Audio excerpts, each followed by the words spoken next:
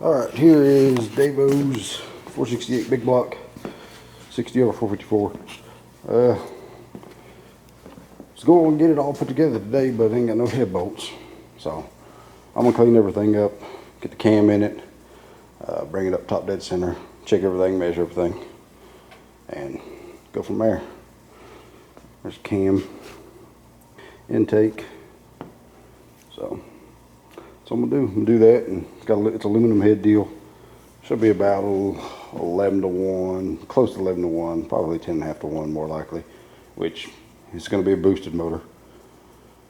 I've done the math on it, and I'll be able to run I could run as far as I think 8 pounds of boost, 10 pounds of boost at 10.5 to 1, because the intake valve closing point is so far on this thing. It's like 82 degrees intake valve closing point. It's a massive cam. Bleed off a lot of cylinder pressure. But got a whole new rebuild kit and stuff for it, so that's what I'm gonna do. I ain't gonna have to mess with the bottom end. The bottom end was fine. So just basically a top end build. That's what I'm about to do. Jim was nice enough. He bought this deal from Jimmy. Jim's like, hey, take it up there and put it in my shop, put it together. So that's what I'm gonna do. I mean, the block's been decked. The piston only is about 8 or 10 thousandths in the hole in the bore. You can see where the top of these pistons have been machined too.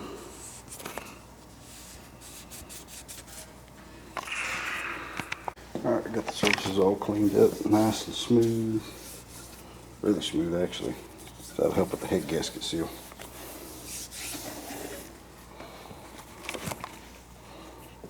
Alright, got the cam coated with some of the lube. That's what I use, man. This is good stuff. Good stuff. Extreme pressure. Good stuff. Alright, got her all coated up. I'll stick it in there. Alright, cam is in. Everything's zeroed out, top dead center. Stuck a head on to check. Make sure everything was seated right and all that good stuff. Always use blue Loctite on these, even though this is a mechanical flat tappet cam. It does not need a cam button because, like I've said 100,000 times, the lobes are ground on a taper, and as it rotates, spinning the lifter, it pushes the cam back in the block. So you don't need one of these, but I had one, so I'm gonna put it on there. But not necessary for a flat tappet of any kind, hydraulic or mechanical. But this is a mechanical flat tappet, but that's not necessary. The cam button is not necessary for this deal. But a lot of people put them on, they just, I don't know. They just put them on there. You have to have this for a roller cam though. If you put a roller cam in a motor without one, the cam will walk, and that will destroy stuff. But with a flat tappet deal, nah, don't matter. But anyway, I'm gonna tighten them down and torque them and knock my tabs over. And you always gotta remember to dot to dot. But it goes dot to dot when you first put it in there. But when you put the balancer on, you rotate the motor back up to top dead center, which puts this dot up there and this one right there. So it's 2 rotation of crank for 1 rotation of the cam. So that dot ends up being up here when you put the balancer on and rotate it. If you don't do that, when you put the distributor in, everything will be 180 out. So remember, put the balancer on, so everything's good, put the balancer on, rotate it back around one more time. Then you can drop a distributor in. If you don't do that, it'll be 180 out and it'll backfire. Boom, boom, as soon as you go to start it. But yeah, I got everything set up. Cam stuff's in now, all that stuff's set. I'm gonna go ahead and put these heads together, the guides and all that stuff. Check push rod length and stuff like that. Alright, got all the studs, guide plates and stuff assembled and torqued. Got the sealant on them to seal them where they go down into the intake jacket or intake port. Yeah, see, like right there, if you don't seal that, you get a massive vacuum leak, and so you got to put the sealant on them, get them to seal good. So that's what I'm doing, just plugging along, trying to get her put together. I'm at a standstill because I ain't got no head bolts, which sucks. So I have to order some head bolts for aluminum heads. The Jim called Ben Barnes. He's gonna see if he's got any, and if he can come up with some, then that's what we'll do. We'll slap them on there.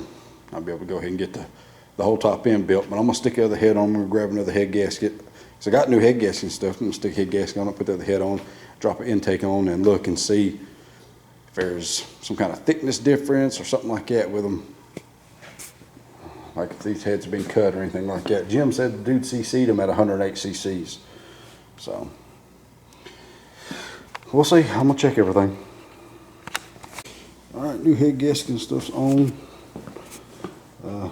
See, I'm just doing what I can do. Got that head built. New head gasket stuff on, Felpro.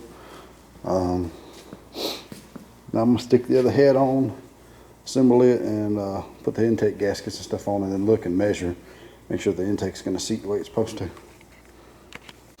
All right, I've got everything set on there. Don't look like this head's been cut no kind of special way or nothing like that. Everything looks as it looks to be as it should.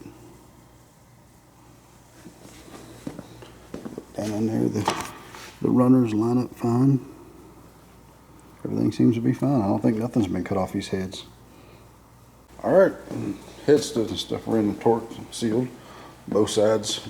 We're still waiting to hear back if we get any head bolts or not. That'll dictate whether I can finish this thing today or not. Waiting on the oil pan. Have to get a timing cover and a balancer. But I mean, everything else is pretty much good. Pull the intake off. I'm going to go ahead and throw the lifters in it. But I can't do the rockers and all that stuff until we get the rest of the parts. So, but it seems everything's going to fit fine, so that's good. It's going to be a wicked little motor. Well, not even a little motor, 460 cubic inches. I mean, in today's world, that's kind of small, but it'd be pretty wicked.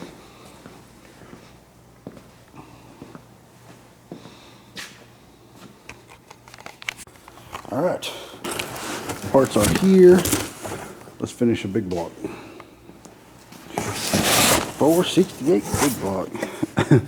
I guess Dave must have went and seen Jerry Stewart, because that's what that looks like. Yep, he had to have seen Jerry Stewart. Just in case y'all didn't know, it's 468. 065, one of these to 75.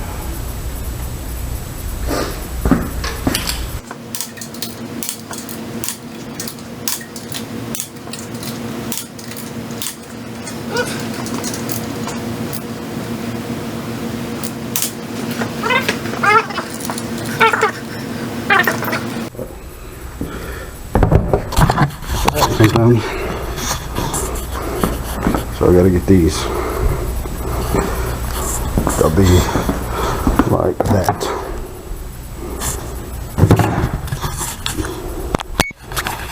Alright, head bolts and stuff are torqued. I move on. Probably gonna do the rockers, all that, set the lash, and then I will do the intake. I like to set the lash and everything so I can watch the valves open and close. So there's plenty of assembly lube on everything, so everything should be fine to rotate it around. After do that, if I set the valves, I'll let it be set down and locked.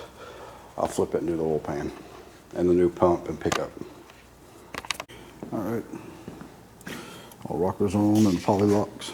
Now I'm going to rotate this over and set the lash. This is a solid flat tappet cam. I believe the lash required is 28 thousandths. Yeah, in fact, I know it's 28 thousandths. So what I'm going to do, I'm going to go to 22, because when this gets hot, this aluminum expands and loosens up the lash.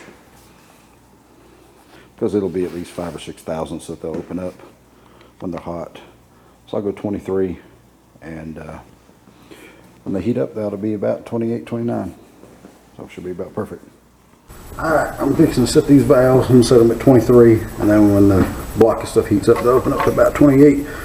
But what you want to do is exhaust open. Right here, I'm looking for this one to open. Exhaust open, you set the intake.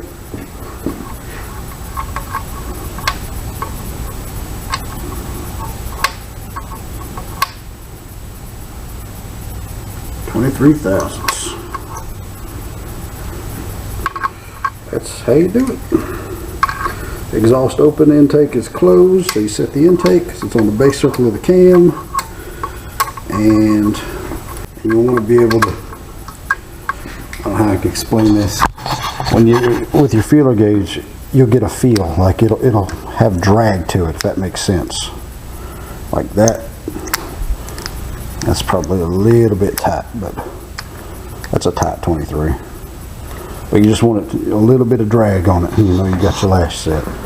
So I'm not going to go through here and film me set every one of these because it's going to take a little while. But that's how you do it. Got timing cover stuff on. I'm getting there. Alright, I got this side done. All good. Set the intake. As soon as the exhaust opens, you set the intake. Then to set the exhaust, you let the intake. Intake all the way open. Back down halfway. And you set your exhaust. It's as simple and as complicated as that. And if you got them, I recommend using the T-handles because they are awesome. I don't got mine. I just gotta use the standard.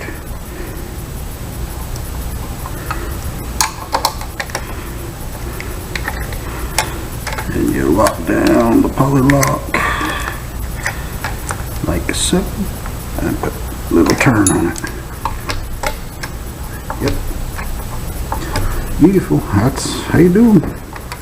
Right now I'm looking for either one of these. So what I do is I just rotate and watch and see where. Back down halfway.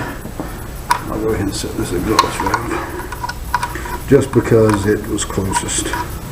Like, if you ain't never done them, I recommend watching doing each cylinder, but I've done so many of these things that I can just catch whichever ones come up. And some people bring them up on just bring up this cylinder and set them all, and bring up that cylinder and set them all.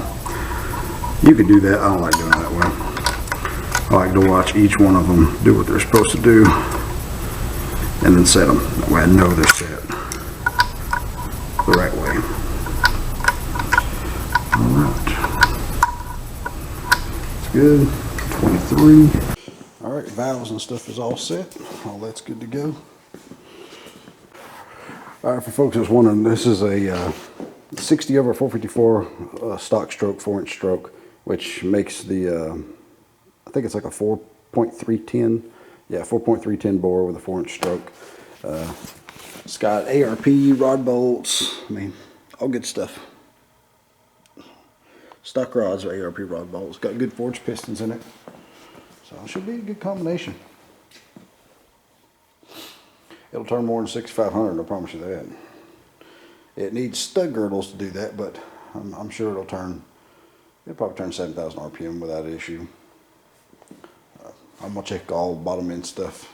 Yeah, everything looks good. I'm gonna check all this out. I'm gonna check the torque on everything, make sure everything's like it needs to be. Which this was a running motor. Like, I'd have felt more comfortable if I put the bottom end together, but I mean, ain't really no sense in doing that if it's in good shape. If it run, there's no issues with nothing. Okay, cool. But you can see where these pistons have been massaged. See, like right there, they've been lightened up. So should be a good motor. I'm gonna check all this just to be sure, but I don't know what the clearances and stuff are because, like I said, I didn't build this bottom end. I'd feel more comfortable if I had built it, but I want it left just like it was. Just want the top end done. So, all right. So here is the new pump. It is a Melly. This probably standard pressure is 40 to 45 psi. This right here will bump it up to 60 to 65 psi before it bypasses there's a check valve in there before the oil bypasses that deal. So to keep the pressure up, it's a high pressure standard volume. So it won't suck the pan dry, but it keeps the pressure high, which is what you want for, you know, mechanical flat tap it or hydraulic flat tap it. You just want, you know, a little bit more pressure. Keep everything living a nice, happy life. So I'm gonna pop that pin out right there and lock this new spring in. All right, just like that. Now the blue spring is installed and the old 40 psi spring is in this bag. Labeled it, so it's in there. The best way to do that is take you a drill bit and knock it down through until the spring pops out, and then take the new pin that comes with it, start it at the top, push this in with a flathead screwdriver, just like that, and tap it down, then move a screwdriver and hold the lower pin and tap the new one in on top of it, and it pops right out and you got your new one in. That's the way to do it. Piece of cake. Take a 19mm, this is a 3/4 tube pickup.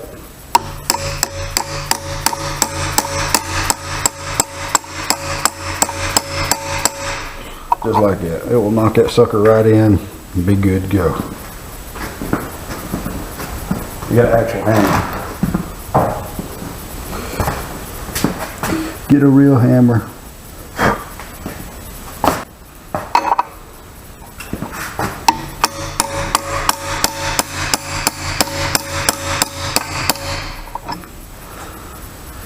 See, just like that. Knocks you right in there. Man, that thing's tight fit too. It's awesome. You have to go weld on it.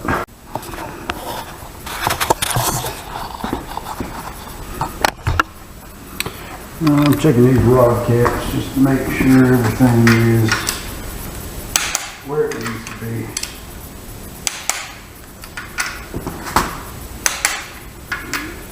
Put that bolt down to 65 foot-pound.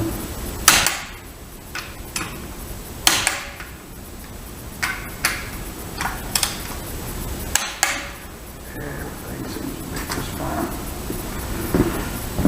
Just to be sure. Yeah.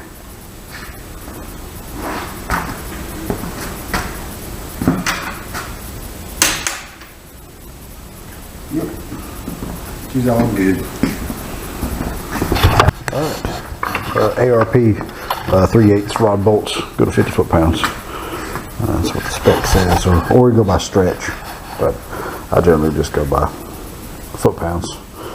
Alright, all that stuff's together good, so I'll weld that, then I'll put the paint on. Alright, new gaskets and stuff are going on. We should stick a pan on it. That's torqued to 65. I checked all the rod bolts, everything's right where it needs to be for ARP, 50 foot-pounds. Everything's good. Mains are good. Everything's good. So put it together.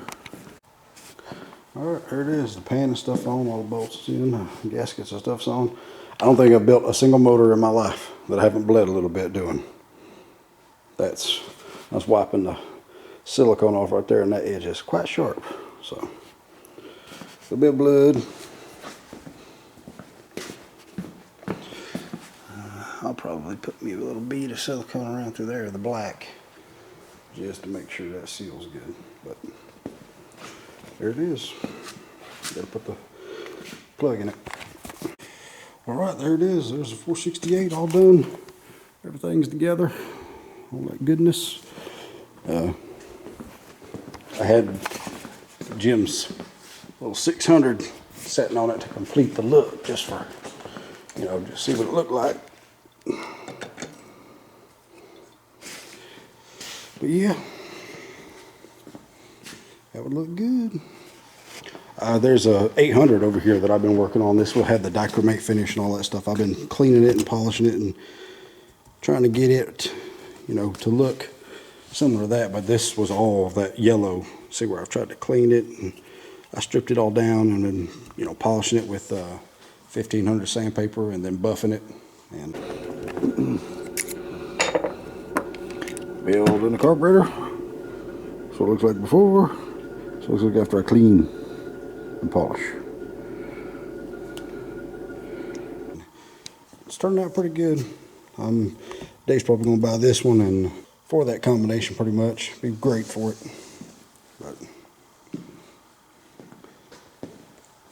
But yeah. There she is. She is together. Water pump and get a balancer for it, and bolts for the flex plate. It should be good to drop it down in there.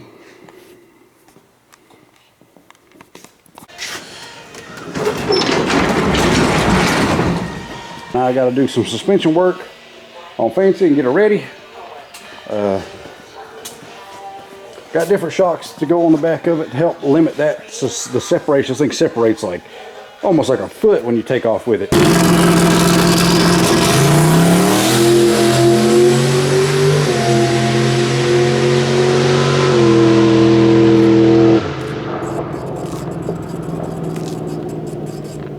So I got different shocks for it with different pressures on them. I'm putting a lot stiffer shock on it to keep that separation, to control the separation and the rebound. So I'd like to put some real nice like QA1s or something on the back, but that's big money and I can't do that. But Carrie's nice enough to let me come over here and put it on the lift so I can do this. So that's what we're gonna do. All right. Oh, I went to cut my hair because I'm getting kind of homely. Looking like a hipster over here, which sucks. Can't stand them people. But anyway, went to cut my hair and my little buzzer thing locked up and just burned up, wouldn't cut no more, so I only got this little spot. I have to go buy another one, but I wear a hat all the time anyhow, so it don't really make much difference. But I'm not growing the mullet or nothing like that. My dad's had the mullet for years. He's rocking that. Always had it. Not being trendy, he's always had a mullet. But I'm not growing one. I just figured people would get a laugh out of that. My bald spot patches over here. But yeah, I can't stand them hipster folks. They're all ironic and they've ruined beards and mustaches. Look like a bunch of queers with them. It's just ridiculous. But got my car in here, fix to pick her up and do some work on her. All right, well this here is why my car was going one way, going sideways right there. It's jumped out of the pocket, the bucket. See how that looks? I think it was just separating so far that it was able to pop itself out of there. I don't know. All right, see these little dowels that was in there. That come out, slid, moved, was up in there. These things suck. They're expensive, they suck. So no more rubber, nothing. It's all solid now. So there's my shocks relocated. And it's awesome of him to let me come over here and do this because that'd have been a fight down there in the gravel to get all that fixed. But that's what had happened. The rear end jumped out of the saddle. And that's why the car was steering one way, because this car, after I fixed everything, it went perfectly straight every time, all the time, perfectly straight. Then after it jumped out of the saddle, it started going all over the place. And just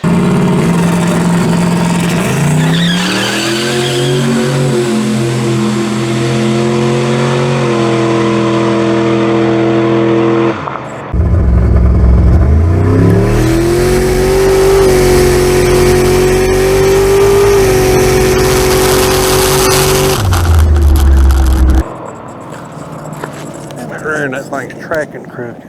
I was looking at that. It's tracking to the rock. Yes. having to steer it, and which that sucks. Still went 104 like that, but